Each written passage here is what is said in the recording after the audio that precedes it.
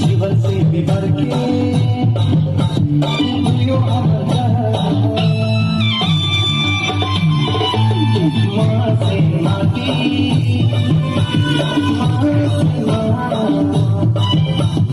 जीवन से बिभर के जियो अमर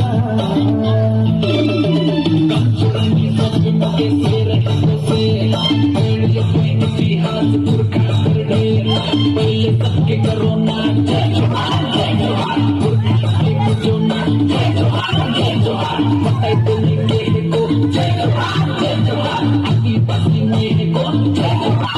जोहार माँ से माटी माँ से माँ जीवन जय झारखंड और जय हो